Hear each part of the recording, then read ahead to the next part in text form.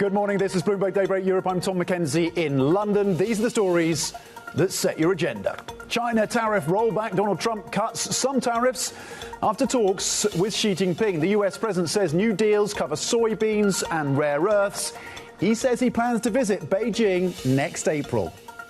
A rate cut from the Fed, but a warning from Chair Jay Powell. There is no guarantee of another reduction in December.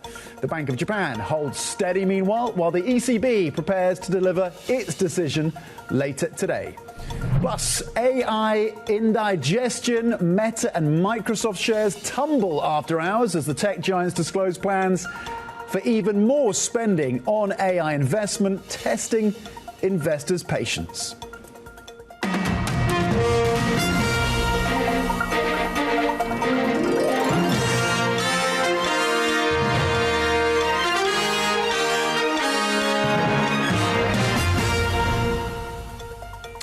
Good morning, happy Thursday. Let's get straight to the earnings story right now before we get the details on that conversation between Presidents Trump and Xi Jinping. Credit Agricole, third quarter net income coming through with a decent beat, 1.84 billion euros. The estimates had been for 1.75 billion euros. We know there's a focus, of course, on the French retail business in light of the political and fiscal risks facing France, of course. We're also looking for an update in terms of Credit Agricole's Italian strategy after the bank increased its stake in Banco BPM.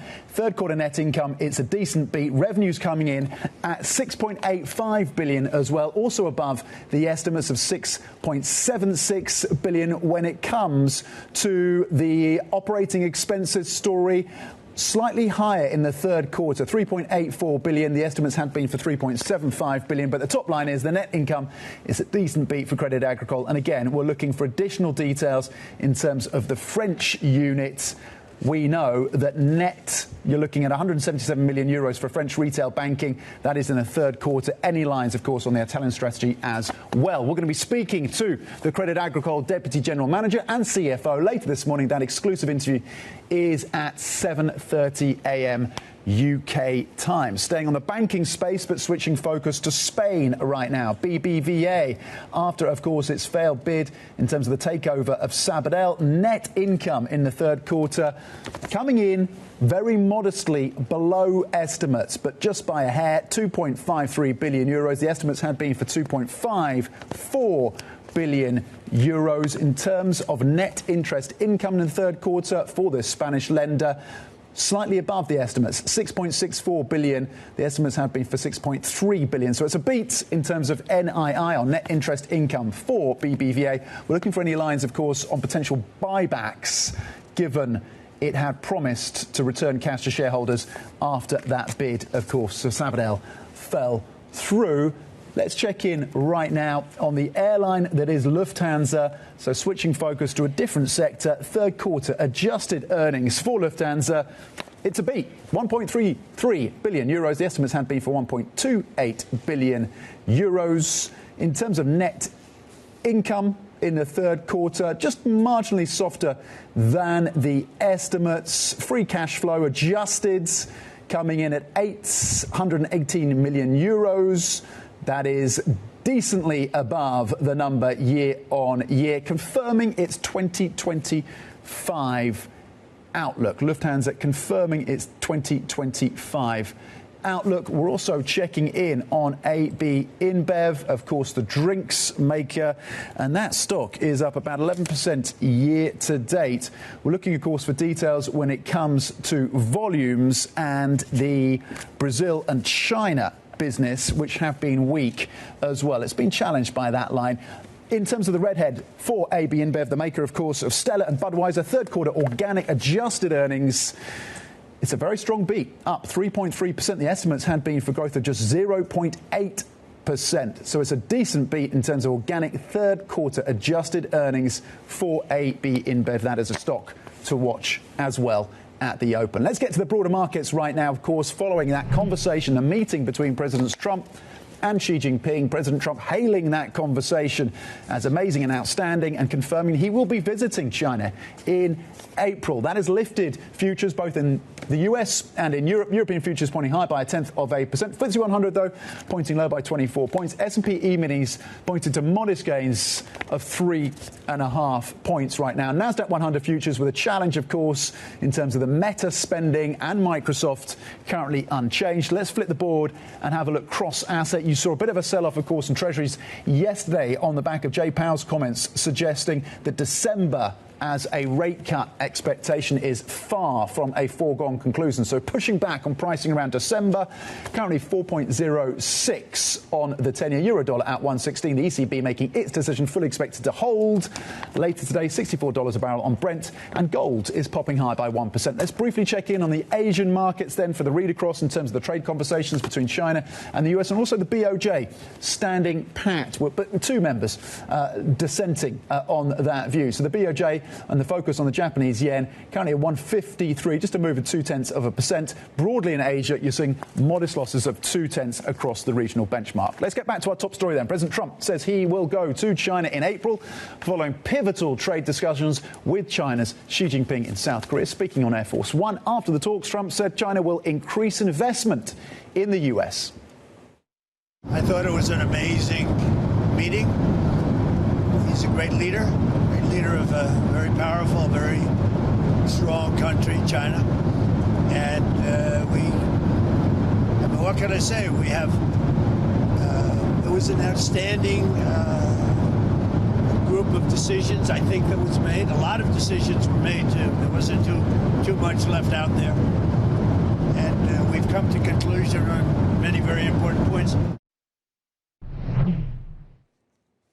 Well, at this point, let's bring in Bloomberg's Yvonne Mann, who has been monitoring events for us on the ground. Yvonne, that meeting didn't last as long as maybe Trump himself had signalled, but some kind of agreement clearly was struck. We're getting a few details. What kind of stood out to you in terms of what came out and about as a result of these conversations? Well, Tom, we heard from President Trump calling this meeting with President Xi a 12 out of 10. You have to rate it. And he called it a very good meeting, right? You mentioned some of the items that were at least finalized from that framework that was agreed upon in KL. When it came to those fentanyl tariffs, yes, they are now cut in half from 20% to 10%. That would be seen as a big victory for the Chinese here. But effectively, we're still talking about tariff rates that are around 45% for China. So that's still a bit higher than, relatively speaking, other economies in this region, but certainly that is certainly a big win for China. When it came to some of the low-hanging fruit, China said they were going to be resuming purchases of U.S. soybeans here, effective immediately. So that could be a welcome relief for a lot of U.S. farmers who have essentially been cut off from his number one customer, China, this season. So that could be also a win for Trump. But when it came to rare earths, right, that's one thing we're watching out for. It seems like there is this 1 year pause, at least, on these rare earth controls from China. That's according to President Trump here as well. But you and I know, Tom, it all comes down to the readouts of both sides, from the U.S. as well as the Beijing side of things, on what exactly was agreed upon. You may remember the readout from the Chinese after the ASEAN summit was a bit vague on the details there. So we'll be really parsing through the language the next few days on what was agreed upon and where there's still going to be some gaps. OK, so we're waiting for the details when it comes to the readouts from both sides, the Chinese, of course, and the US. When it comes to semiconductors, Yvonne, we know that was a potential area of discussion, particularly when it comes to Nvidia chips. Did that come up? Do we have any details on where that conversation led? Well, Tom, there was so much speculation leading up to this meeting because on the way here on Air Force One, President Trump said he was going to discuss Nvidia's Blackwell chips with Xi Jinping. What we learned after that meeting was that the Blackwell chips were not discussed. In fact, he threw it back to really is up to China and the company, Nvidia, to discuss these things and opening access between the two. So when it came to what was discussed about chip exports, it seems like it was Nvidia's other products, maybe the less advanced AI processors processors. So that perhaps is why we're seeing a bit of disappointment in these markets. And we got to talk about what else was not discussed, which was these U.S. export curbs, right? Whether it's around software, whether it's around this rollback that China wants on this so-called 50% rule, which was extension of these U.S. entity list that would include subsidiaries of that had been owned by at least 50% of blacklisted companies. No mention of that either. So certainly there's still a lot of questions on what more and the details of what was discussed. Of course, as Trump heads back to D.C. on Air Force One right now, of course, as President Xi heads to Gyeongju now, about an hour-away drive from where we are here in Busan to attend the APEC summit. And you mentioned about those investments, right? Trump was optimistic that China was going to ramp up investments into the U.S. We're short on details on that. And we're also short on details on when it comes to the approval of this TikTok sale as well. And when it came to Taiwan, he said that issue not brought on the table this time around, Tom. OK, the specifics are still, of course, in and under scrutiny. And we, for more details from both sides, we're going to hear more as well from Bloomberg's Yvonne Mann. Yvonne, thank you very much indeed, of course, on the ground for us in Busan. We'll get more from Yvonne later in the show. For more on the market reaction, and Yvonne touched on that, let's bring in Paul Dobson now, our executive editor for Asia Markets. Paul, it seems that President Trump is hailing this as a wonderful meeting, an outstanding and an amazing conversation with his Chinese counterpart. The markets seem to maybe disagree with that take. Good morning, Tom. I wouldn't say disagree necessarily, but there wasn't anything particularly that was a surprise for markets because so much had already been telegraphed, maybe. So remember, stocks are at record highs pretty much everywhere right at this moment in time. So in order to keep that momentum going, you need sort of fresh information, basically. And I think that, you know, it's fair to say that Trump and Xi delivered on a lot of the things that the market had been hoping would happen, including the reduction in the tariffs on China related to the fentanyl and some discussions around chips and purchases of soybeans, those sort of things. But, you know, a lot of it was sort of flagged in advance and the market knew that. So we had quite a big wobble, actually. We were up at the start of the day. After the meeting finished, there was a little bit of a vacuum. The market fell off.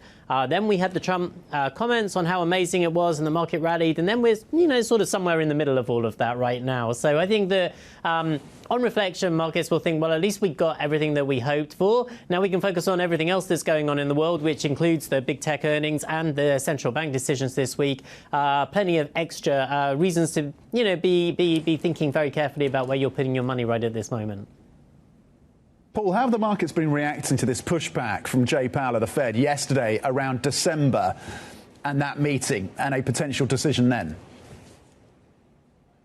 Yeah, so as far as the Treasuries market is concerned, at least the message was received loud and clear. There was a bit of a sell-off. We had a jump in yields of about 10 basis points right across the yield curve.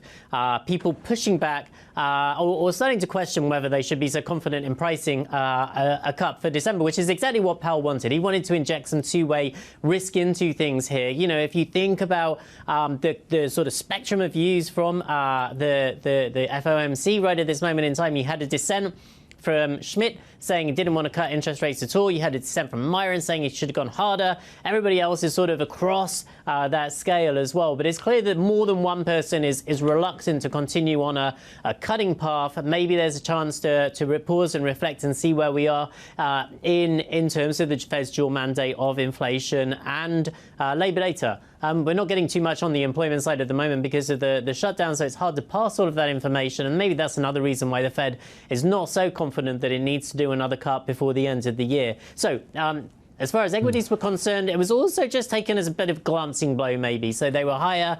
They came back down again a little bit late today. What I was just describing ended somewhere in the middle.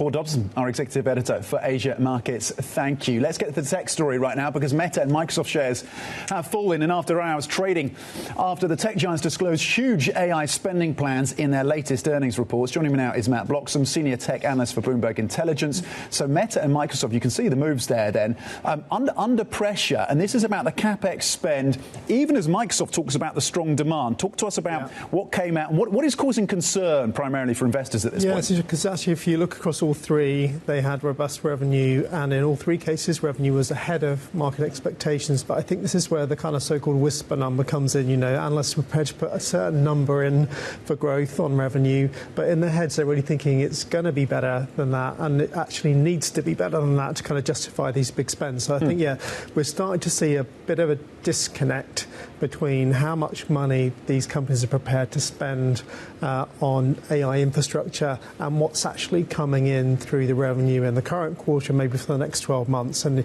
it's starting to stretch even the most imaginative analysts in terms of where they think this is stuff going. Interesting that actually, you saw Meta and Microsoft get punished for that, but actually Google get rewarded. Yes. I think actually the Google cloud revenues were a bit stronger than people thought, 35% growth. And I think people see that the Gemini suite of AI products, Google's catching up on Amazon and Microsoft in the cloud business, see the overall package as being robust.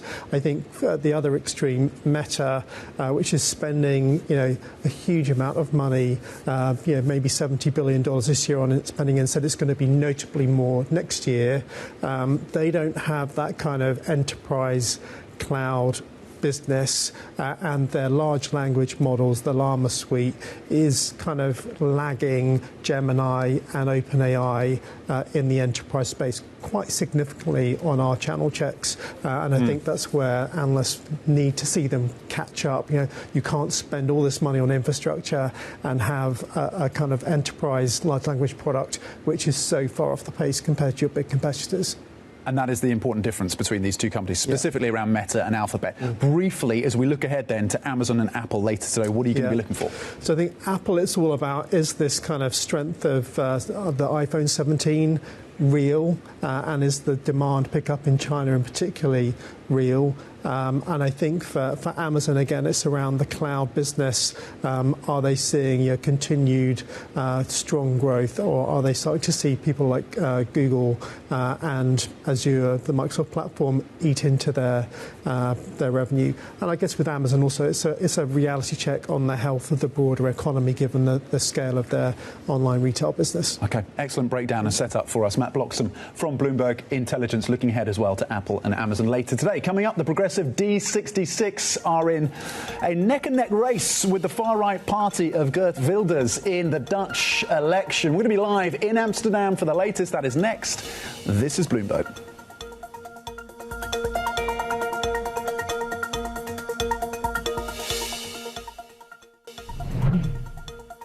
Let's get to the Dutch elections then. Really fascinating turn of events. Exit polls suggesting the Geert Wilders far-right Freedom Party and the Progressive Democrat 66 Party are on track to finish first in parliamentary elections in that country. Let's get more then with Bloomberg's Oliver Crook, who is on the ground in Amsterdam with a guest. Ollie. Tom, it's been very interesting to watch a sort of Dutch political process because it's very peculiar in terms of European standards. You have 15 parties represented in the parliament, and even overnight, you've had a real change in the sort of arithmetic that can have real consequences in terms of what the kind of coalition can be built. So to get a little bit of analysis of what this all means, particularly for the Dutch economy and the markets more broadly, I'd like to bring in Jan Paul van der Kerk, who joins us now. He is the chief economist at AB and AMRO. Thanks so much for joining us here bright and early the day after the election. I'd like to begin with just getting sort of your reaction to what we got and what kind of government you think we're going to get out of the Netherlands. Yeah, well, obviously it's still very much up in the air what we will get. We saw quite some shifts already since the exit polls last night. The first question is who will become the biggest party? We see far-right PVV governing in the last coalition, stepping out, being losing quite some seats. Important signal also for the rest of Europe, I think. And again, opposite of that, we see D66, Liberal Progressive Party, gaining quite some seats. So it's up in the air who will become the biggest party. But likely, I think the bottom line is we're going to get a much more centrist government than we had before. How do you expect the markets to sort of interpret that? Yes, well, I guess a more centrist-oriented government is indeed one of the possible, more feasible coalitions that we expect. That will be a good thing for the Netherlands, I think. We have an economy which has performed quite well, outperformed European peers, but is constrained domestically quite a bit.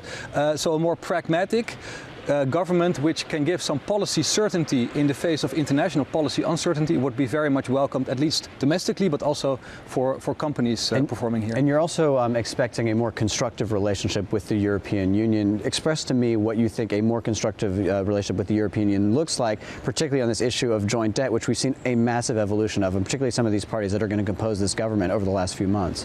Yeah, it's a really good point. It's also a really interesting point to look out for in the coalition negotiations, which is the process that follows next. We have seen traditionally skeptical parties, such as the Christian Democratic CDA, shift their position on Eurobonds quite a bit, from being against towards at least open the door for it under strict conditions. That has obviously everything to do with defense and the need to ramp up defense spending, not only to adhere to the NATO target, but also to face existential threats on the east side. So that is definitely a shift that we will see, and that we expect a more constructive European or more constructive Dutch coalition going forward. Yeah, and you're an economist, but in 2025, economists are wading further and further into geopolitics, corporate strategy, all of these sorts of things, namely with this issue that we've seen out of the Netherlands. Absolutely fascinating, with the government sort of suddenly taking possession of Nexperia from a Chinese owner. This issue is sort of totally unresolved, and I won't ask you to comment specifically on that, but I'd like to get your perspective on what these sort of the downstream effects of that are, for Dutch business. You know, does it sort of lose confidence, but also for this government, and sort of changing. Every politician I speak to says the Europeans have been way too naive on this question of China. Yes, well, this is obviously a very important thing. If we zoom out a bit, the Dutch economy, or the Netherlands, is a small open economy. So what happens geopolitically affects us disproportionately. So it's also a warning sign there in that respect. What we see is that the semiconductor sector has become a flashpoint in US-China relationships.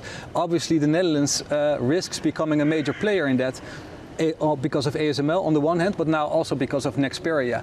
It also is a bit of a stone in the pond, I have to say, because the previous government in the Beethoven project tried to give more of a stable climate, more investments in the semiconductor sector to really amplify this point of policy predictability. And now they threw a stone in the pond because of the Nexperia case. So it's interesting to watch out how the next government is gonna look into this. Well, Jan Paul van der Kerk, thank you so much for your time, Chief Economist there at AB and AMRO. We're talking about a lot of this sort of domestic issues within the Netherlands, but of course its position on the global stage to deal first with this question of Eurobonds, which we had a massive softening from this frugal nation traditionally, and of course now getting in the middle of this sort of fight between the United States and China with ASML, chips, and Nexperia.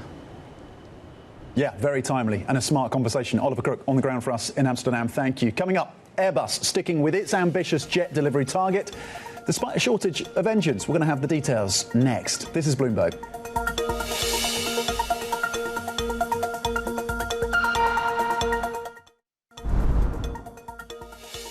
We have a readout from China following the meeting between President Xi and President Trump. Here are some key lines then. President Xi saying he's willing to work with Trump, cooperation in trade, energy and other fields with the US. President Xi saying that China will further and comprehensively deepen reform. Dialogue is better than confrontation. He's confirming that President Trump has been invited to China in April. Xi saying that China will cooperate with the US on trade. That is a redhead now across the terminal. Bloomberg's reporting the redhead coming through. President Xi saying that China will cooperate with the US on trade after those talks with President Trump. China, the US should not fall into a vicious cycle of retaliation.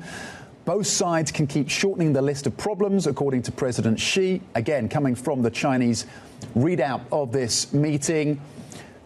Trump has invited President Xi to the US to visit. That has been confirmed by the Xinhua news agency. Trump is looking forward to visiting China early next year, again, according to Xinhua news agency. President Xi saying the two nations should keep an eye on the long-term benefit from cooperation. Again, the key lines coming through in terms of cooperating on trade and partnerships potentially around energy and other parts of that relationship. Now, in corporate news, Airbus is keeping its ambitious jet delivery target, setting the company up for a furious production pace to close out the year. It comes after the European plane maker reported strong quarterly earnings on the back of its defence and space unit. The company has been forced to park ready-built A320 aircraft due to a shortage of some parts. Coming up, Standard Chartered lifts its income and returns outlook as third quarter profit gets a boost from a record quarter for wealth solutions. solutions. I'm going to be joined by the CFO, Giorgi. That is next. This is Bloomberg.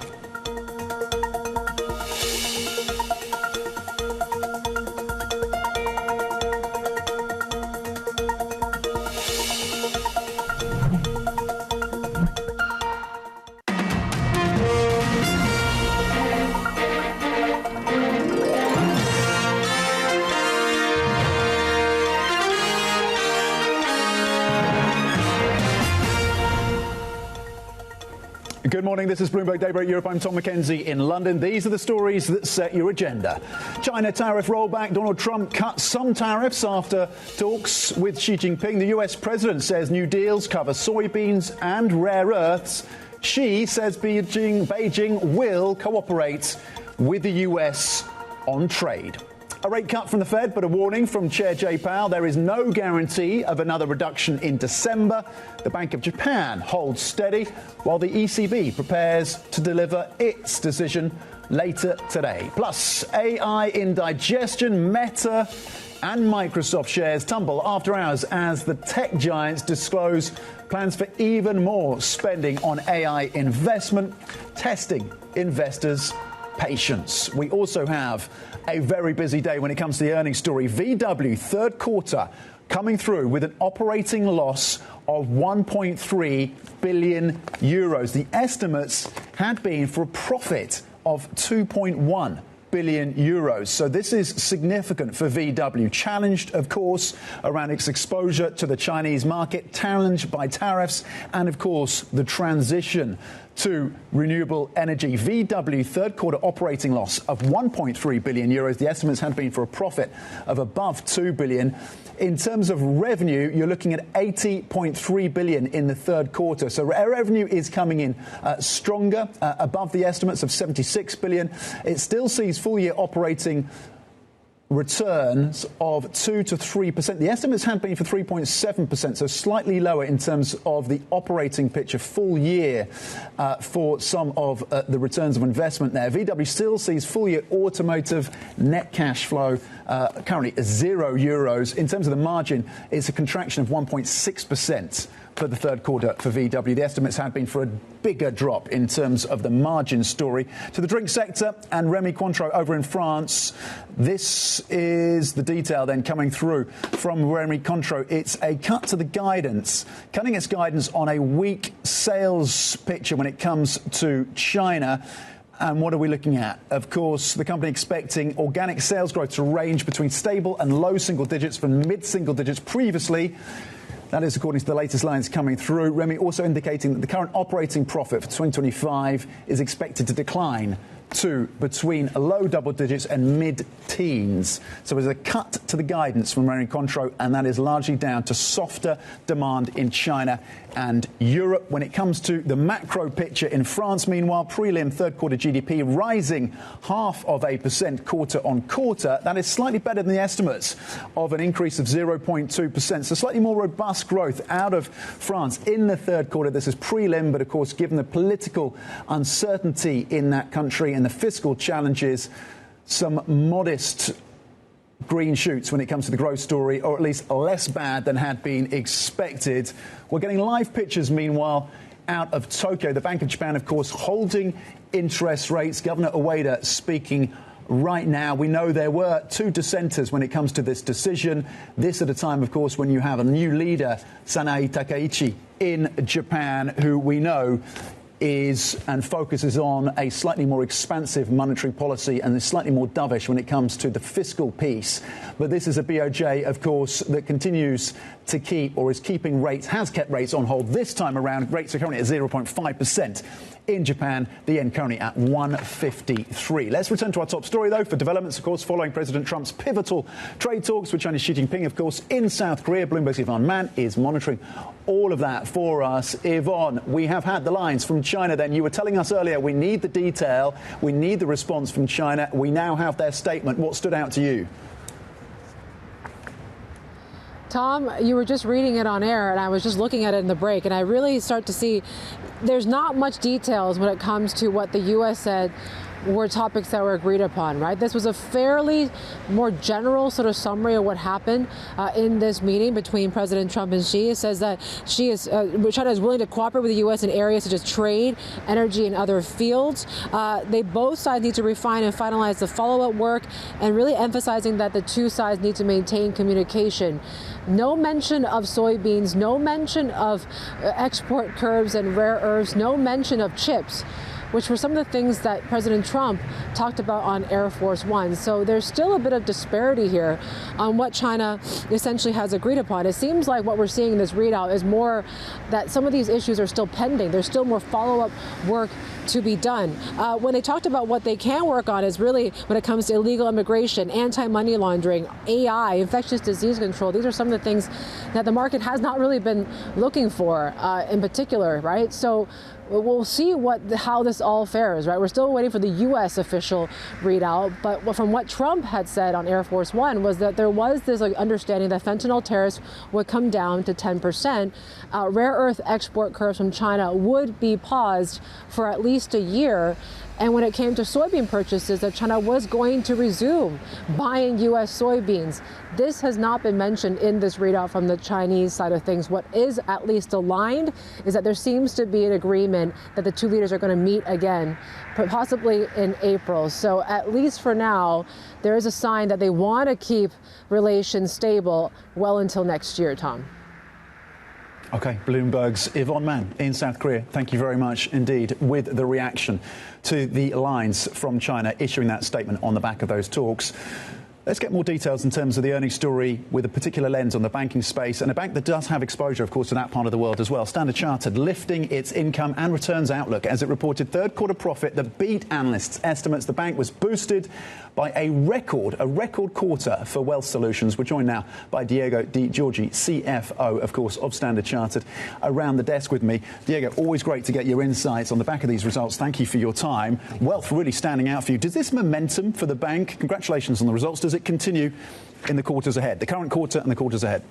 I think it's propelled by really strong structural trends. You see it in the results of this quarter, a strong quarter of progress towards our objectives, and we can now say that we are going to reach the return on tangible equity target that we had set for ourselves for 2026, a full year in advance.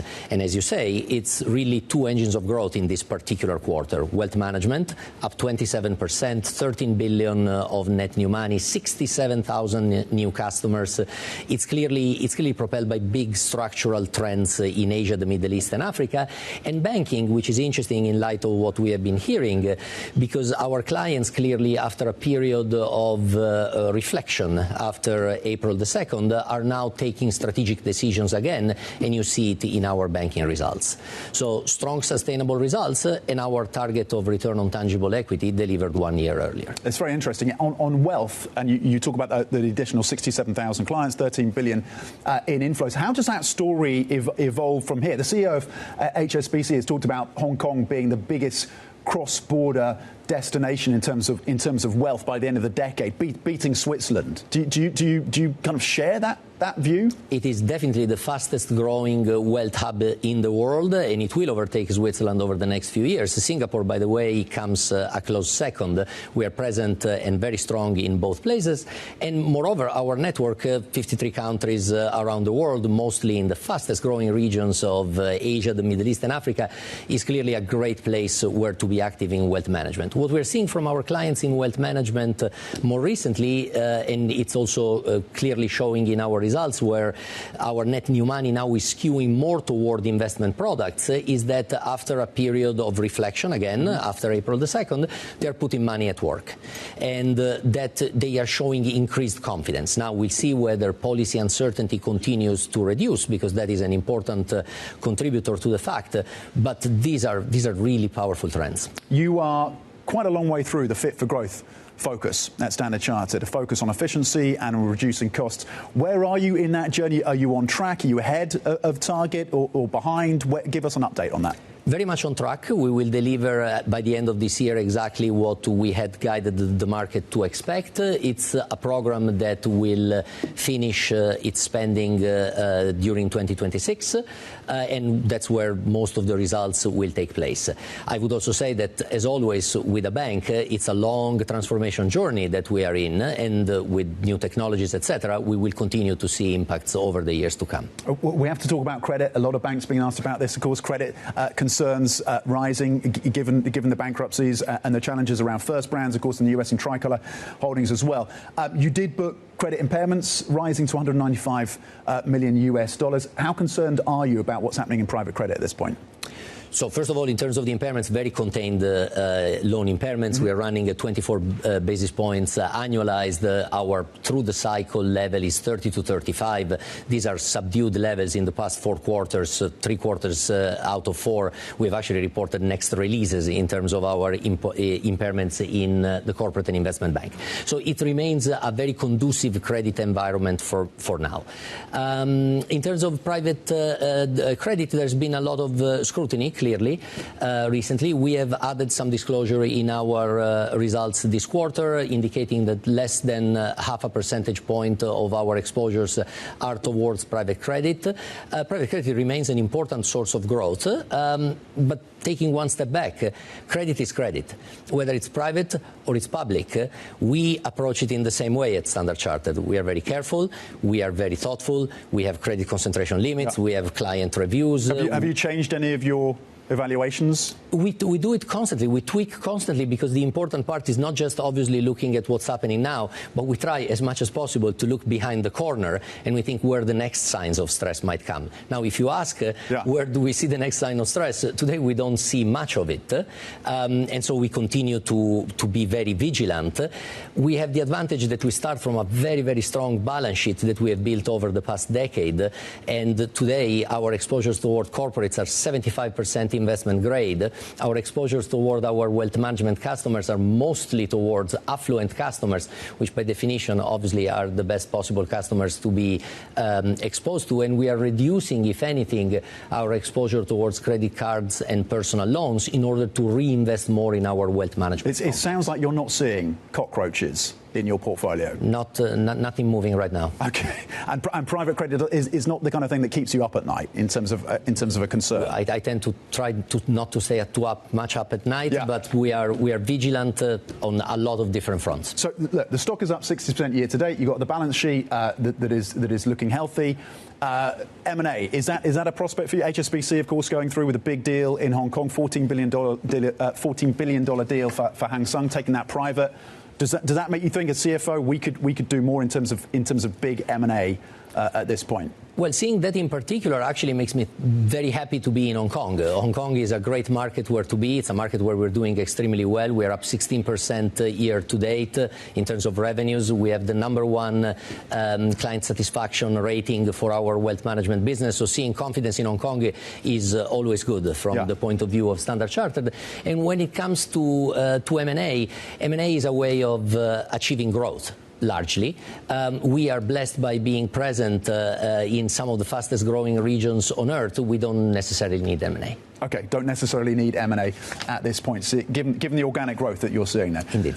Diego, thank you very much indeed. We've run out of time, but always appreciate your insights on the back of these earnings and strong beat, of course, for Standard Chartered. Diego Giorgi, CFO of Standard Chartered. The stock is up about 6% year to date. Coming up, rate decisions, of course, in focus. The Fed, of course, cutting, but warning in terms of December. Don't make assumptions that the December is a done deal. The BOJ also in focus, of course, holding rates. The ECB announcement is coming up later. We're going to talk through all the central bank action with Anna Boata, head of economic research at Allianz Trade. That is coming up. This is Bloomberg.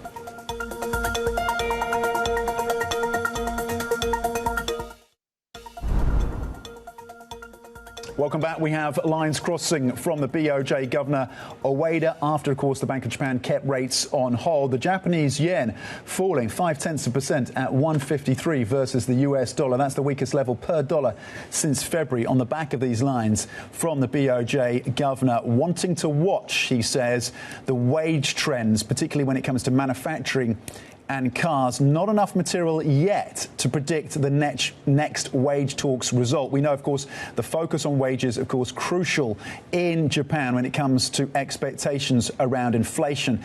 The BOJ keeping rates on hold at 0.5%. The yen moving lower on the back of these comments from the BOJ's Ueda. We'll keep across those for you, of course, as he continues to speak, also touching on the tariff impact for the Japanese economy. From the BOJ to the ECB right now, because the European Central Bank is set to keep rates unchanged for a third meeting today. For more, let's bring in Bloomberg's Lizzie Burden, who joins us from Florence. Lizzie, more talk then expected than action from the ECB today. What is going to be in focus for you and the team? Good morning from Florence, Tom, and indeed we are here not in Frankfurt. Once a year the ECB takes its meeting on the road, and apart from the beautiful scenery, I can't tell you there's a lot to see here because of course the ECB right now is the envy of the central banking world. Christine Lagarde repeatedly has told us that the euro area economy is in a good place. We are therefore expecting, markets and economists expecting, the third straight hold today, and our survey says that that could be the result for the next 2 years as the governing Council awaits more clarity on trade, but also on French politics, and as they hope for a Goldilocks scenario whereby the trade weakness offsets some of the upside risk to inflation from that German fiscal stimulus. So the question then becomes, what direction will the next move take, whenever that may come? And the Governing Council incredibly divided on that question. We'll perhaps get a bit of a clue from the data deluge that comes today. We've already had French GDP numbers beating expectations, 0.5% growth in the quarter, so shrugging off the collapse of the French government. But the highlight of the day has to be the Eurozone inflation numbers coming at 10 a.m. London time. Then we get inflation numbers tomorrow. This could be more market moving than the decision itself. And Tom, I really can't promise you fireworks from Florence today, unfortunately. OK, no fireworks from Florence, but the details and the context coming through from Bloomberg's Lizzie Burden on the ground for us in Firenze. Florence, thank you, Lizzie, very much. Let's get more analysis across these central banks right now, because, of course, Fed Chair Jay Powell has been upending markets after warning that a December cut is far from certain. Anna Boata, head of economic research at Allianz Trade, joins me now. Anna, we'll get your views on the ECB, of course, but let's start on the Fed. Good morning. Thank you for joining us. Good morning. Your expectations then for December, Jay Powell pushing back on some of these market bets, and yet I still see a 70% chance, at least in terms of the markets and traders pricing around December. Is there more work to be done on that front to dispel expectations that December is a go for the Fed? Well, we have long not expected a December cut. Basically, we were pausing in December, and we still expect a pause and 50 basis points in H1 next year. Why? Because with this cut, basically the rates are around 50 to 70 basis points below the Taylor rule. So we do have some worries because the output gap, basically the growth in the US economy compared to its potential, it's not only positive, but it stands at a very high level of 1%. So indeed, the Fed starts to get much more worried about potential inflationary spirals, because if you think about the past, the only moment where they were below the Taylor rule was back in 2022. So we remember what the narrative was back then about the transitory inflationary risks, right? So I think they want to gauge more data, and we don't have data until mid of December because of the shutdown. And clearly, the risks on inflation are more to the upside. We expect inflation to peak at 3.2% at least in the first half of next year. And the labor market doesn't look so soft. I mean, it's a combination between demand and supply, and it is very much entrenched also by the immigration flows. So to be clear, you think that is the narrative that will crystallize in 2026, one of higher inflation and a more benign picture when it comes to the job market? Is that how things swing next year? Exactly, because if you think about the growth prospects, I mean, we expect 1.8%, but we still have some upside risks to that growth forecast. We see it that the art of the deal is ongoing, and even now with the China deal, even if some details are still missing, we are going down the road of having effective import tariff in the US being relatively contained, companies being relatively still motivated to invest and clearly to mitigate the impact of the tariffs. And of course, I mean, with these rates now being below the equilibrium rate or going further down that road, that will also stimulate much more credit demand, right, and credit supply. And clearly, we see that there is no urgency to cut interest rates below 3.5% next year. And clearly, markets still expect 3%, but the worry would be to see rates below 3% even, because this is when medium-term inflation expectations could actually start to be the anchored. And it's a bit the case that it's happening now in the UK, for example. How much divergence do you expect to see when it comes to inflation between the Eurozone and the US next year, with deflation risks being at least priced in by some for Europe next year? I mean, yeah, it's a completely opposite picture, because if we look at output gaps, right, I was mentioning 1% positive in the US, but in the Eurozone, we're at least at minus 0.5, so negative for the Eurozone. But if we look closer, France is at minus 0.5, but Germany is at minus 1.5. So it does mean that if we think about the narrative of the ECB, which is there are upside risks to inflation because of the German stimulus, it does mean that Germany needs to actually register growth of 2.1% at least in order to close this output gap. So until we don't see that, and probably we won't see that until 2027, the inflation will go down, and we actually see it below 2% in 2026 at 1.8, 1.9. And to be honest, there's a lot of downsides that come either from China with the oversupply that we know about, but also from energy prices, because energy prices are going to be revised much further down, and we will have this inflation coming also from energy into 2026. So I'm not worried about inflation in the Eurozone. So we do have a differential between the Eurozone and the US of more than 1 percentage point. Wow, a divergence of more than 1 percentage point when it comes to the inflation story between Europe and the US next year, potentially inflation of 1.8% in Europe. Anna Boata, Head of Economic Research at Allianz Trade, thank you for the analysis on these central banks. We look ahead, of course, to the ECB later today. There's plenty more coming up. Stay with us. This is Bloomberg.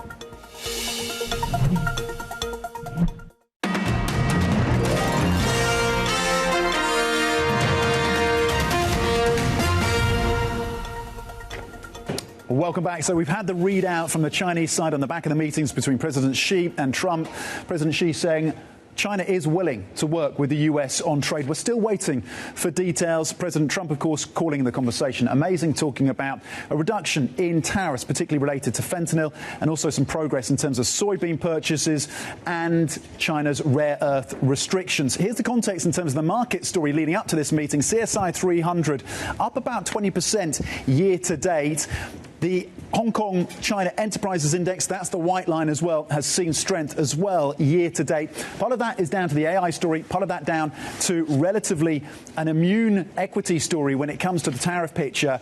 Today and right now, seeing a little bit of pressure, maybe some profit taking when it comes to CSI 300. The yuan has strengthened as well versus the US dollar by about 3% year to date. Let's flip the board and have a look at the Fed story then. Jay Powell pushing back on market expectations around December, far from a foregone conclusion. That was a key line, of course, from the Fed Chair Jay Powell after they cut interest rates again by 25 basis points yesterday, really putting into question whether December is still in play. Traders still pricing in about a 70% chance that December is another cut from this Fed. And briefly, Nvidia, a $5 trillion company, up 55% year to date, up 1,500% in the last 5 years. The opening trade is next. This is Bloomberg.